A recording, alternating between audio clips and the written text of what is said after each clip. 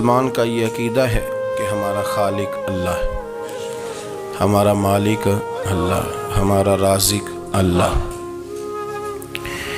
جب یہ ساری چیزیں، ساری عطائیں، ساری نعمتیں اللہ کی ہیں تو پھر مسلمان کی ساری توجہ بھی اللہ ہی کی جانب ہونی چاہیے۔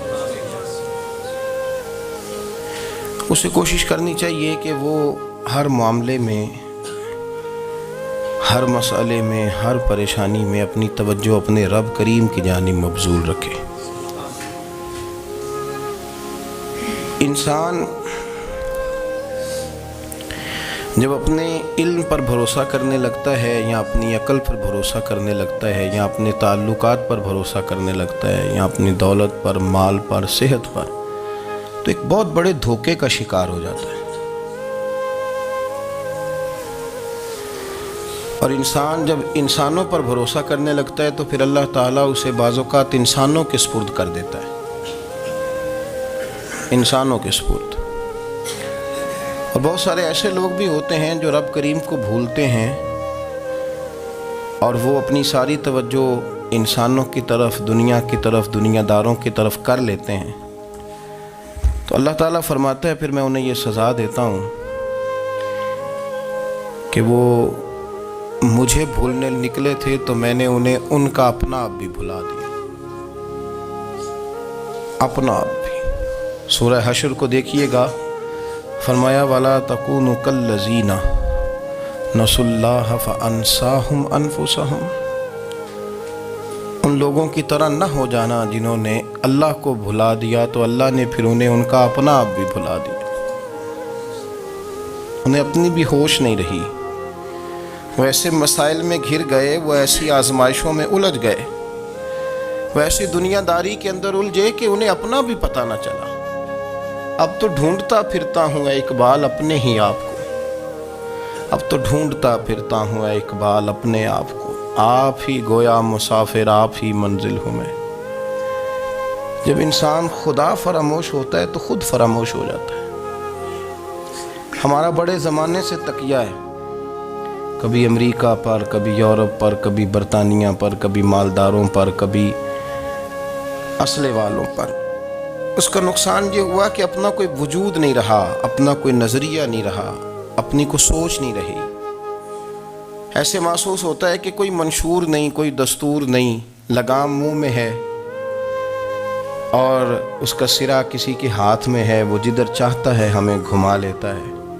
اللہ فرماتے ہیں یوں نہ ہو جانا کہ تم رب کو بھلا دو اور پھر تمہیں اپنا آپ بھی بھول جائے۔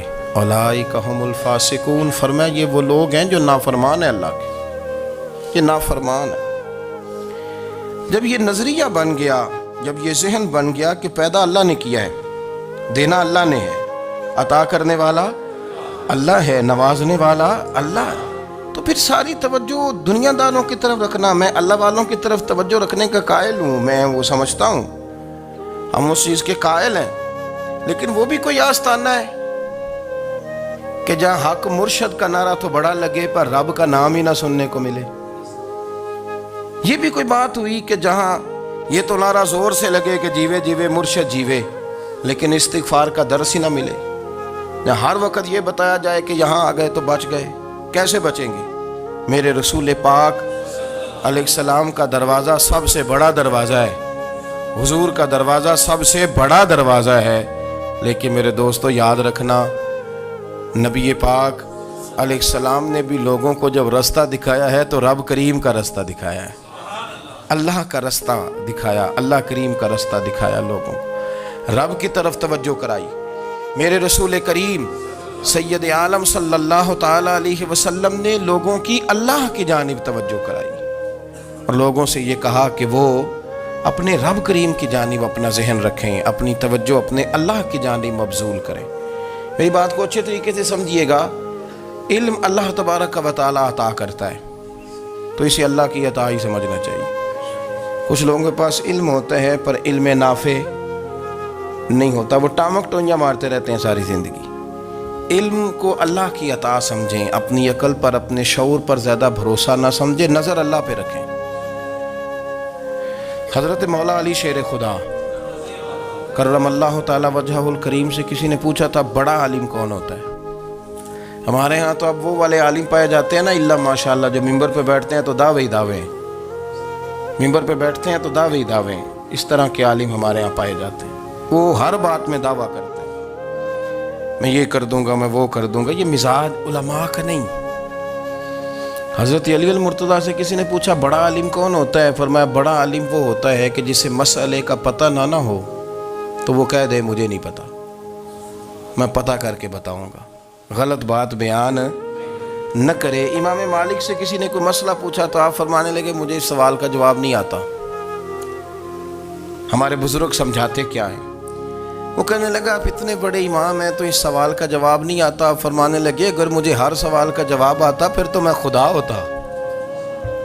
مجھے ہر سوال کا جواب نہیں آتا، مجھے تو اتنا آتا ہے جتنا میرے رب نے مجھے عطا کر دیا ہے۔ اپنی نظر اللہ پہ رکھیں، نکل آئیں اس معمے سے باہر کہ میں کوئی بلا ہوں، مجھے بڑا پتہ ہے، میرے پاس 6 ڈگریاں ہیں، مجھے 10 جگہ پہ تدریس کا شغف حاصل، اس سے نکلیں باہر۔ قرآن مجید دیکھیے گا، اللہ تعالیٰ نے ارادہ قدرت فرمایا کہ میں حضرت آدم کو بناؤں گا، پھر بنانے کے بعد فرمایا فرشتوں سجدہ کرو آدم کو۔ سب نے سجدہ کیا الا ابلیس ابا واستکبر وکان من الکافرین، سب نے سجدہ کیا سوائے ابلیس کے، اس نے انکار بھی کیا، تکبر بھی کیا اور کافروں میں سے ہو گیا۔ تو یہ جب اللہ تعالیٰ نے سجدہ کرایا تو کیسے کرایا؟ اللہ تبارک و تعالیٰ نے نا حضرت آدم کو علم سکھایا خود، وعلم آدم الاسماء کلہا۔ خود اللہ فرماتے ہیں کہ میں نے جناب آدم علیہ السلام کو تمام اشیاء کے نام سکھائے، سب اشیاء کے نام سکھائے۔ تو وہ چیزیں پھر میں نے نا، اللہ فرماتے ہیں میں نے فرشتوں پہ پیش کی، میں نے کہا کہ بتاؤ ان کے نام کیا ہے۔ تو فرشتوں نے جو جواب دیا وہ سمجھنے والا ہے۔ اللہ نے چونکہ خود علم سکھایا تھا حضرت آدم کو، جناب آدم سکھایا تھا، لیکن فرشتوں کو نہیں سکھایا تھا۔ تو اللہ کریم نے فرمایا فرشتوں اب یہ بتاؤ ان چیزوں کے نام کیا ہیں؟ تو فرشتے کیا کہتے ہیں؟ فرشتے عرض کرتے ہیں قالوا سبحانک لا علم لنا۔ آپ کبھی یقین کریں اس چیز کی لذت لیں تو مزہ آ جائے۔ کہا قالوا سبحانک، کہنے لگے تو پاک ہے۔ قالوا سبحانک، کہنے لگے تو، بھئی آدم علیہ السلام کو نام سکھا لیے، پھر فرشتوں کے سامنے وہ چیزیں پیش کر کے کہا ان چیزوں کے نام بتاؤ، تو فرشتے کیا کہتے ہیں؟ کہتے ہیں قالوا سبحانک، تو پاک ہے، لا علم لنا، ہمارے پاس کوئی علم نہیں، الا ما علمتنا، ہمیں تو اتنا پتہ ہے جتنا تو نے ہمیں سکھا دیا، ہمیں تو اتنا پتہ ہے جتنا تو نے ہمیں، لا علم لنا، ہمارے پاس کوئی علم نہیں ہے، اتنا ہی پتہ ہے جتنا تو نے ہمیں سکھا دیا ہے، اس سے زیادہ ہمارے پاس علم۔ اور یہ کیوں تو نے ہمیں جتنا سکھایا اتنا پتہ ہے؟ فرشتے یہ نہیں کہتے یا اللہ تو زیادہ سکھا، آدم کو دیا تو ہمیں بھی دے، یہ نہیں فرمایا، فرمایا انک انت العلیم الحکیم، اے اللہ تو علم والا بھی ہے اور حکمت والا بھی ہے، تجھے پتہ ہے کس کو کتنا دینا ہے، جتنا تو نے مناسب سمجھا جناب آدم کو دیا، اور جتنا تو نے بہتر سمجھا وہ تو نے ہمیں عطا فرمایا۔ تو اگر آپ کے پاس علم ہے، کہیں نالج ہے، اس کو اللہ کی عطا سمجھیں۔ ہمارے ہاں بہت سارے لوگ بن کے بیٹھ جاتے ہیں، میں اکثر کہتا ہوں کہ پھر وہ دعوے کرتے ہیں میرے علاقے والے جاہل ہیں، میرے شہر والے جاہل ہیں، میرے خاندان والے پڑھے نہیں۔ یہ آپ کا دعویٰ ہے، یہ آپ کو خراب کر دے گا۔ ہم نے بہت سارے ایسے لوگ دیکھے جو بہت بڑے عالم تھے، لیکن اللہ جب لینے پہ آیا تو عقل ہی لے گیا، شعور ہی چلا گیا، حافظے ختم ہو گئے۔ آپ دیکھتے ہیں بڑھاپے میں کچھ لوگ ایسے ہوتے ہیں کہ جن کو یہ بھی یاد نہیں رہتا کہ میرا نام کیا ہے، میں کہاں ہوں، مجھے کدھر جانا ہے۔ تو اس وقت سے اللہ کی پناہ مانگیں اور اپنی نظر اپنے رب کریم کی جانب رکھیں، اللہ کی جانب اپنی نظر کو مبذول رکھیں۔ دوسری بات، علم کے بعد ایک چیز آتی ہے جس کا نام ہے ہدایت، جس کا نام ہے تقوی، جس کا نام ہے پرہیزگاری، جس کا نام ہے عمل، عبادت، ریاضت۔ یہ بھی اسی وقت ہی نصیب ہوتی ہے جب میرا رب کریم نصیب فرما دیتا ہے۔ ہم نے نا نیکی کا اپنا اپنا سٹیٹس بنا لیا ہے، اپنا اپنا معیار بنا لیا ہے۔ کچھ لوگ کہتے ہیں کہ جناب مسجد میں سیمٹ کا توڑا دینے سے بہتر ہے کسی غریب کو آٹے کا تھیلا دے دو۔ اب اس نے اپنا مزاج بنا لیا نا نیکی کا، اس نے اپنا سٹیٹس بنا لیا۔ میرا یہ سوال ہے کہ نبی پاک صلی اللہ تعالیٰ علیہ وسلم جب مدینہ شریف آئے تھے تو حضور نے سب سے پہلے غریبوں میں آٹا تقسیم کیا تھا کہ سب سے پہلے مسجد بنائی تھی؟ کیا عجیب لوگوں کا رنگ ہے، اپنی مرضی کی ہدایت، اپنی مرضی کا تقوی، اپنی مرضی کا معیار۔ مسجد کوئی بڑا چھوٹا خطیب بھی میری طرح کا ہو نا تو وہ مسجد میں بیٹھ کے جب نبی پاک کی بات کرتا ہے تو کہتا ہے میرے رسول پاک غریبوں کا سہارا بن کے آئے۔ وہ غریبوں کی بات کرتا ہے، مسکینوں کی، لاچاروں کی، کمزوروں کی بات۔ تو مسجد ہی تو وہ ادارہ ہے جہاں سے غریبوں کی بات ہو رہی۔ تو اب لوگوں نے غریب کو اور مسجد کو لڑانا شروع کر دیا، اس کو لڑاؤ کہ مسجد میں پیسے دینے سے بہتر ہے آپ غریب کو آٹے کا تھیلا دے دیں۔ آپ یہ کیوں نہیں کہتے کہ مسجد میں بھی آپ توڑا دیں ایک سی مٹکا اور ساتھ غریب کو بھی خدمت کریں؟ یہ کیوں نہیں تقویٰ؟ اپنی اپنی مرضی کا مزاج، اپنی اپنی۔ کچھ لوگ کہتے ہیں چھوڑو جی، ساری زندگی انسان نماز پڑھتا رہے اور پھر گالیاں بھی دیتا رہے، بندہ داڑھی بھی رکھ لے اور جھوٹ بولنا بھی نہ چھوڑے۔ تو یہ آپ نے اپنے پاس سے تقوی کا معیار بنایا۔ گالی دینے کا گناہ ہے اور داڑھی رکھنے کا ثواب ہے۔ تو اگر آپ داڑھی رکھے ہوئے ہیں اور آپ کوئی غلطی کر رہے ہیں تو اس سے آپ کی داڑھی کا ثواب ختم، اللہ کرے آپ کو سمجھ آئے میری بات۔ آپ کوئی غلطی کر رہے ہیں، داڑھی کا ثواب اس سے ختم، وہ اپنی جگہ پہ قائم ہے چیز۔ اپنی مرضی کا کیوں تقوی کا معیار بناتے ہیں؟ تقوی کا مزاج اپنی مرضی کا نہ بناؤ۔ اللہ کی بارگاہ سے دعا مانگو کہ یا اللہ ہمیں ہدایت کا نور عطا فرما، اللہ تو ہمیں رستہ دکھا، تو بتا کہ ہدایت کیا ہے۔ تو رب فرماتا ہے اللہ ولی الذین آمنوا، اللہ مومنوں کا مددگار ہے، یخرجہم من الظلمات الی النور، وہ انہیں اندھیروں سے نکالتا ہے اور نور کی طرف روشنی عطا فرماتا ہے۔ اندھیروں سے نور کی طرف اللہ لاتا ہے۔ اللہ ولی، اللہ مومنوں کا ولی ہے، وہ انہیں اندھیروں سے نور کی طرف نکالتا ہے۔ ہدایت ہمیشہ اللہ کی طرف سے سمجھے۔ جب وہ نماز کی توفیق دیتا ہے تو اپنے فضل سے دیتا ہے، جب وہ ذکر کی توفیق دیتا ہے تو اپنے فضل سے۔ ہم سمجھتے ہو جی فلانا نہیں پڑھ رہا بڑا بیوقوف ہے، فلانا نہیں پڑھ رہا، تو تم کیا اپنی عقل کے زور پہ پڑھ رہا ہے؟ میں جی اللہ کے فضل سے 2 سپارے پڑھتا ہوں، تو کس پہ احسان کرتے تو 2 سپارے پڑھ کے رویا کر کہ اگر مالک تو بڑا قریب نہیں۔ بڑے لوگ ہیں جن کو پورا قرآن حفظ ہے پر انہیں پڑھنے کی توفیق نہیں، تو انہیں فضل کیا اور مجھے توفیق دے دی ہے پڑھنے۔ رویا کر، پڑھ کے رویا کر، راتی ساری کر کر زاری، وہ نیند اکھاں تھی توندے تے فجرے وہی گناہگار کہاون سب تو نیوے ہوندے۔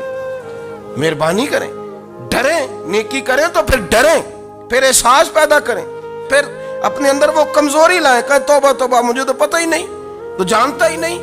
حضرت سیدنا امام اعظم ابو حنیفہ رحمۃ اللہ تعالی علیہ کے ساتھ ایک شخص کہتا میں نے نماز پڑھی، تو عشاء کی نماز تھی۔ یہ جو لوگ بڑے ہوتے ہیں نا، جن کے پیار کرنے والے بڑے ہوتے ہیں، ان کے گرد خوف بھی بڑا ہی ہوتا ہے، انہیں بڑا ڈر لگتا ہے، بڑی بعض اوقات آزمائش ہوتی ہے ان کی۔ عشاء کی نماز کہتے پڑھی تو امام صاحب نے نا عشاء کی نماز میں تلاوت کی آیتیں فَمَن يَعْمَلْ مِثْقَالَ ذَرَّةٍ خَيْرًا يَرَهُ وَمَن يَعْمَلْ مِثْقَالَ ذَرَّةٍ شَرًّا يَرَهُ، فرمایا جو ذرہ برابر خیر کرے گا وہ بھی قیامت میں دیکھے گا، اور جو ذرہ برابر شر کرے گا وہ بھی قیامت میں اس شر کو دیکھے گا، اس کے سامنے آئے گا۔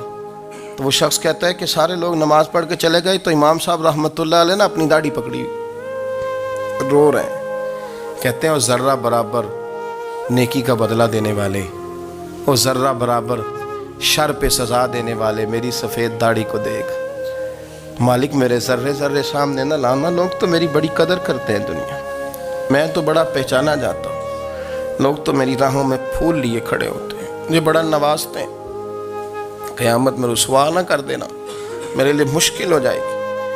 وہ کہتے ہیں میں نے امام صاحب کا درد دیکھا، مجھے کوئی کام تھا تو میں چلا گیا، میں نے کہا کہ وہ اس وقت اللہ کی حضور حاضر ہیں تو میں دوبارہ آؤں گا۔ کہتے ہیں میں تہجد کا وقت آیا تو امام صاحب وہیں بیٹھے تھے اور ان کی داڑھی آنسوؤں سے بھری ہوئی تھی اور زور سے داڑھی پکڑی ہوئی، کہنے لگے مالک رسوا نہ کر دینا، قیامت میں رسوا نہ کر دینا۔ یار جو ہدایت یافتہ لوگ تھے وہ تو ڈرے ہوئے تھے، وہ تو سہمے ہوئے تھے، وہ تو کہتے تھے یہ اس کا فضل نہیں، اس نے بلا لیا، یہ اس کا کرم نہیں، حضرت باعزید بستامی کسی کافر کو دیکھتے تو رو پڑتے، کہتے مالک تو کتنا قریب ہے، یہ بے ایمان رہ گیا، تو نے اپنے فضل سے مجھے اپنے نبی کا غلام بنا لیا۔ وہ رو پڑتے۔ یہاں تو لوگوں کا دعویٰ ہی بڑا ہے۔ نمازی اللہ خیر فرمائے وہ تو دوسروں کو گھورتا ہے، وہ کہتا ہے جنت کا میں مالک ہوں، کنجیاں میرے پاس ہیں، میں کسی اور کو گھسنے نہیں دوں گا۔ اور اگر 2-3 حج کر لے تو پھر تو وہ کہتا ہے کہ اب میرے سے پوچھ کے لوگ جنت میں جائیں گے معاذ اللہ۔ اور اگر وہ 2 4 5 7 دفعہ کوئی نفل پڑھ لے تو پھر وہ کہتا ہے چھوڑیں جی سارے لوگ بے عمل ہیں، میں اکیلا نیک ہوں۔ نہ ایسا کریں، اپنی توجہ اپنے رب پہ رکھیں، اپنی توجہ اپنے معین الملت والدین، عطائے رسول، ہند الولی، غریب نواز، خواجہ معین الدین چشتی، حضرت خواجہ اجمیر، شاہ اجمیر، والی ہندوستان۔ آخری عمر میں نا سارا دن روتے گزر جاتا، ساری رات روتے گزر جاتی، ذرا سی کوئی بات کرتا تو رو پڑتے، آنکھیں آنسوؤں سے بھری رہتی۔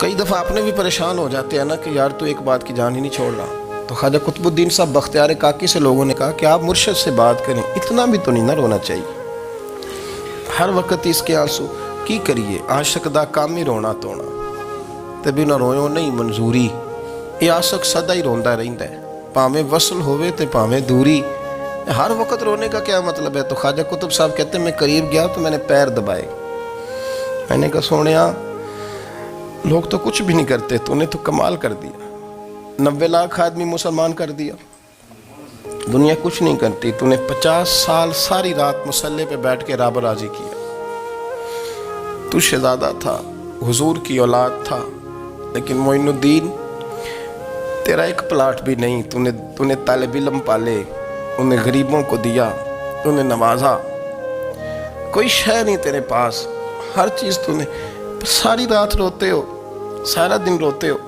تو خواجہ قطب الدین صاحب کہتے ہیں میں نے جب عرض کیا تو خواجہ صاحب مجھے گلے لگا لیا، چیخ مار کے روئے، کہنے لگے قطب الدین پتر داڑھی سفید ہو گئی، جانے کا وقت آ گیا، جو تو نے نیکیاں گنوائی ہیں وہ ہیں صحیح میرے پاس، پر یار کی بارگاہ میں پیش کرنے کے قابل ایک بھی نہیں، تو بارگاہ تو دیکھ کتنی بڑی ہے، رسول کریم کی بارگاہ میں پیش کرنے کے قابل ان میں سے ایک بھی نہیں، تو آستانہ دیکھ کتنا بڑا ہے، کیا پیش کروں گا، کیا عرض کروں گا حضور کی بارگاہ میں، کس طرح؟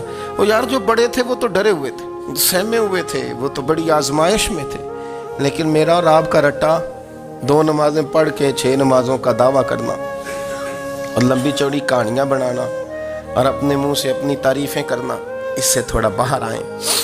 رزق بھی میرا اللہ ہی دیتا ہے، علم بھی اللہ دیتا ہے، رزق بھی۔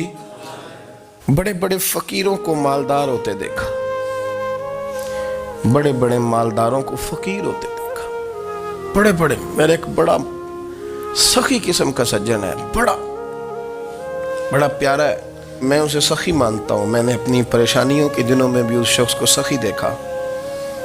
ایک دن رات کو مجھے ٹیلی فون کر کے کہنے لگا کدھر ہو؟ میں نے کہا میں گھر ہوں۔ نہیں اکثر سفر میں ہوتے ہو نا؟ میں نے کہا طبیعت کیسی ہے؟ ٹھیک ہے، بس حال چال پوچھنا تھا۔ میں نے سمجھائی، میں نے کہا یار یہ کوئی مسئلہ ہے، ورنہ رات کے 2 بجے کوئی حال پوچھنے کو فون تو نہیں نہ کرتا، کوئی مطلب ایسا تو مسئلہ نہیں نا؟ تو میں نے بیک کال کی، میں نے کہا یار میری بات سن، مسئلہ کیا؟ کہ نہیں کچھ نہیں دل کر رہا تھا۔ میں نے کہا میری گل سن، رہے ہیں اسی 4-5 سال کٹھے، میں تین جاننا، اصل بات کر۔ کہنے لگا مکان بھی بڑا ہے، سارا کچھ ٹھیک ہے، پر وہ بڑے بے نیاز ہے، کچھ حالات اس قسم کے آ گئے ہیں کہ لوگوں کو بتاؤں بھی تو لوگ ماننے کو تیار نہیں، زیادہ نہیں، مجھے نا تھوڑے سے پیسوں کی ضرورت ہے، کوئی 15-20 ہزار اگر مل جائیں میری ضرورت۔ آپ یقین کریں میں روتا رہا ساری رات۔ میں نے کہا مہربانہ تیرا کس طرح کرانگ، اس سے لے کے زمانہ استعمال کرتا تھا، پر بے پرواہی ویکھ نہ سجڑ دی، جتھے کسے دی پیش نہ جاوے، انہیں تاجاں والے در در رولے تے منگتیاں تخت بٹھاوے۔ سجنا کسے نو کارا مل دئی، کوئی کعبے خالی آوے، واللہ خیر الرازقین، وہ کہتے تو دائیں بائیں نہ جا، رزق تو تجھے میں دوں گا، میں ہوں بہتر رزق دینے والا۔ بڑے بڑے بادشاہ، بڑے بڑے شہنشاہ، بڑے بڑے لوگ، ہاتھوں میں کاسے، فقیریاں۔ ام ربیعہ کہا کرتی تھیں بڑی نیک اور صالح خاتون تھیں. وہ کہتی ہیں کہ میں نا بڑے امیر آدمی کی بیوی تھی, اپنے شوہر کے ساتھ چھت پہ بیٹھی تھی تو نیچے فقیر مانگنے والا آیا. اس نے بڑے درد سے صدا کی تو میں نے اپنے شوہر سے کہا کچھ دے دیں. کہا دفع کر, ان لوگوں نے دھندا بنایا ہوا ہے. کہتی میں میکے سے بھی بڑا مال لے کے آئی تھی, میرے ماں باپ بڑے امیر تھے, تو میں نے نا چوری اپنے خامد سے نظر بچا کے باتھ روم جانے کے بہانے گئی اور نیچے جا کے 5 دینار میں نے اس فقیر کی ہتھیلی پہ رکھے. کہتے اس نے 5 دینار دیکھے, پھر میری طرف دیکھا تو میں نے اس کی آنکھوں میں آنسو چمکتے دیکھے. کہنے لگے بی بی رب تیرا بھلا کرے, میں 3 دنوں کا بھوکا ہوں. کہ وہ چلا گیا. میں گھر آ گئی, باہر آئی تو میرا شوہر کہنے لگا تو اتنی اب اتنی تو تیز ہو گئی ہے اور تو اتنی خود مختار ہو گیا, میرے بغیر پوچھے مال خرچ کرے گی, جا تجھے 3 طلاقیں. کہتی میں بالدار اور وزادار باپ کی بیٹی تھی, طلاق لے کے گھر آئی تو میرا باپ ٹوٹ گیا, چارپائی پہ چلا گیا. اوہو یہ کیا بن گیا. کہتی بڑی تکلیف رہی. 1-2 سال کے بعد میرے ابا نے میری شادی کر دی. اب جس شوہر کے پاس گئی وہ بڑا نیک تھا, پرہیزگار تھا, اللہ نے بہترین صلہ دیا. کتنی چھت پہ بیٹھی تھی, دروازے پہ فقیر آیا تو میں نے شوہر سے کہا کچھ دے دوں. کہنے لگا 5 نہ دینا, 15 دینا, 20 دینا, میں فقیر ہوں, میں نے فقر سے دولت دیکھی ہے, اسے خالی نہ لوٹانا. کہتی ہے کہ میں نیچے گئی اور جب میں نے اس کی طرف دینار بڑھائے تو میری چیخ نکلی, پیسے پھینک کے میں بے ہوش ہو کے گری. میرا شوہر نے آ کے اٹھایا, اندر لے گیا, پانی منہ پہ چھڑکا. کہنے لگا تجھے کیا ہوا. کہنے لگی یہ جو مانگنے آیا یہ میرا پہلا شوہر تھا, وہی تھا جو کہتا تھا کہ تو 5 دینار دے آئیے, جا تجھے 3 طلاقیں. پڑھو نا حدیث پاک. میرے نبی پاک علیہ السلام نے فرمایا ایک بندہ گنجا تھا. گنجا, کوئی ترتیب آگے پیچھے ہو جائے تو مفہوم کے لحاظ سے, لیکن میں مفہوم اس کا واضح کرتا ہوں. ایک گنجا تھا, کوئی شے نہیں تھی, سر پہ بال بھی نہیں تھے, رویا کرتا تھا. اللہ تعالیٰ نے فرشتے کو بھیجا, تجھے کیا چاہیے. تو کہنے لگا بال آ جائیں اور تھوڑا مال آ جائے. فرشتے نے ہاتھ پھیرا تو بال بھی آ گئے تو بکریاں بھی آ گئیں, لائنیں لگ گئیں, مال ہی مال ہو گئے. دوسرے کے پاس گیا, وہ کوڑا تھا, اس کو جا کے کہا کیا چاہیے. کہنے لگا شفا ہو جائے اور کچھ اللہ تعالیٰ آسانی کر دے. شفا بھی ہو گئی, گائیں بھی دے دی, بھینسیں بھی دے دی, مال ہی مال ہو گئی. پھر ایک کے پاس گیا, وہ اندھا تھا, تجھے کیا چاہیے. اس نے کہا آنکھیں مل جائیں اور کچھ ساتھ اللہ مال دے دے. اونٹ ہی اونٹ ہو گئے. جب بڑا نواز دیا تو پھر مالک نے امتحان لینے کا ارادہ کیا. یاری تیری سونا ہے پر آزمائشاں بھی تیریاں اگ. آزمائشاں تیریاں, صحیح کہہ رہا ہوں, آزمائشاں تیریاں, یاری تیری سونا ہے پر آزمائشاں تیریاں. اے سونا پرکھیا جامدائی, پہلو نہ لگاں دے لگ. اللہ نے فرمایا آزمائش کرو. سب سے پہلے گنجے کے پاس آئے, اسے کہا اللہ کے رستے میں کچھ دیکھا نہیں لگا, میرے خرچے ہی بڑے. دیکھو تو صحیح کتنی مشکل میں وقت گزارتا ہوں, حال ہی کوئی نہیں. تو اس نے کہا میں نے تو سنا ہے تو گنجا اور بھوکا ننگا تھا. کہنے لگا میں تو جدی پشتی رئیس اعظم ہوں, تجھے کس پاگل نے کہا ہے, بھاگ جا. اس نے کہا اچھا جیسے تو تھا ویسے ہی ہو جائے. کھیت کھلیان اجڑ گئے, پھر سے گنجا ہو گیا. حضور علیہ السلام فرمانے لگے, پھر وہ اس کے پاس گیا جو کوڑا تھا, اسے کہا کچھ دے. کہنے لگا خرچے ہی بڑے. اب پوچھ لیں کسی امیر آدمی سے, کہے گا چکی کے نیچے ہاتھ ہے میرا, میرے سے زیادہ تو اب پریشان بندہ ہی کوئی نہیں. کیا بتاؤں آپ کو, اتنا ٹیکس ہے, اتنا جرمانہ ہے, فلانی شے, بڑا کچھ گنواتے ہیں لوگ. اس نے کہا میں نے تو سنا تو پہلے کوڑا تھا. اس نے کہا جا دوڑ جا, میں تو رئیس اعظم ہوں, دادا بھی پردادا بھی اور ساری نسل ہی. اس نے کہا اچھا جیسے تو تھا ویسے ہی ہو جائے. پھر وہ گیا اندھے کے پاس اور جا کے کہا اللہ کے نام پہ کچھ دے. تو کہنے لگا رب کے نام پہ, یہ کھڑے ہیں اونٹ, جتنے تیرے دل کرے لے جا. اس نے کہا کیا معنی اس بات کا. کہنے لگا یار تجھے کیا بتاؤں, میں تو اندھا تھا, میں نے تو کبھی دنیا دیکھی نہیں تھی. پھر اس کریم نے فضل کیا تو مجھے بڑا کچھ دکھایا.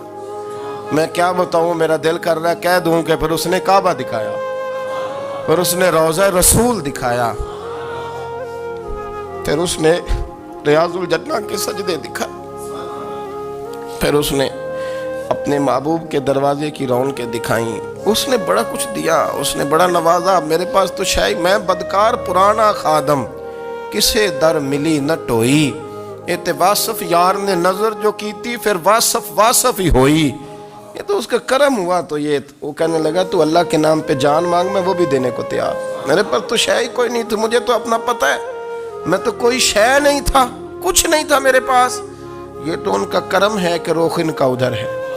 اور مختصر سی میری کہانی ہے، یہ جو بھی ہے ان کی مہربانی ہے۔ تو وہ کہنے لگا میں بھی کچھ لینے نہیں آیا تھا، تیری آزمائش ہی کرنے آیا تھا، تیری عزتیں بھی سلامت رہیں گی، تیرا مال بھی سلامت رہے گا، تیری شفا بھی۔ اپنی زندگی میں کبھی بھی اللہ کی بارگاہ سے توجہ ادھر ادھر نہ کریں، چھوڑیں لوگ کیا کر رہے ہیں، دنیا کیا کہہ رہی، کبھی بھی اپنی توجہ دائیں۔ ہمارا یہ مسئلہ بن گیا کہ ہماری سیاست ہے، ہماری دنیا داری ہے، ہم بندوں کو راضی کرنا چاہتے ہیں، ہم دیکھتے ہیں کون کس طرح، اور آپ یقین کریں آپ تھک جائیں گے، بندے راضی نہیں ہوں گے، وہ نہیں راضی ہوتے، آپ ان کو منا کے لائیں گے تو ادھر والے نکل جائیں گے، ادھر کو منائیں گے تو ادھر والے نکل جائیں گے۔ اس چکر سے باہر آئیں، اس رب کو راضی کریں جو فرماتا ہے ان الذین آمنوا وعملوا الصالحات سیجعل لهم الرحمن ودا۔ فرمایا تو ایمان لانے کے بعد نیک عمل کر، میں لوگوں کے دلوں میں تیری محبت پیدا کر دوں گا۔ رحمان لوگوں کے دلوں میں محبت ڈال دے گا، اللہ لوگوں کے دلوں میں۔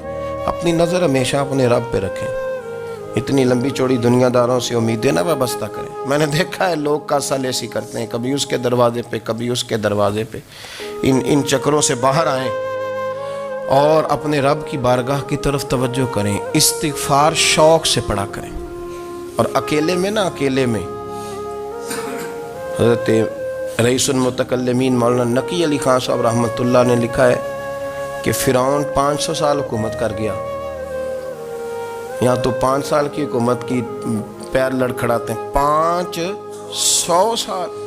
فرماتے اصل وجہ یہ تھی کہ دنیا جب سو جاتی تھی نا تو اوپر چادر لے کے تو مسلح پہ بیٹھ جاتا تھا اور ہاتھ باندھ کے کہتا تھا رب تو ہی ہے، میرا پردہ نہ کھولنا، مالک تو ہی ہے، کرم نوازی کرنا، میری پکڑ نہ کرنا۔ وہ بے ایمان